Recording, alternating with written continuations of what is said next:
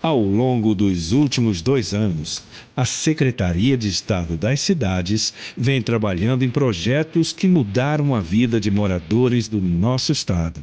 São obras que trazem mais qualidade de vida por todo o território fluminense. Essa ponte é boa para tudo. E depois que fez ela, não houve acidente horrível aí.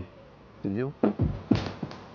Dia após dia, seja com a equipe que atua dentro da secretaria ou com o time que trabalha nas ruas do nosso estado, seguimos construindo soluções em parceria com as prefeituras para garantir mais mobilidade e qualidade de vida. E vem muito mais por aí.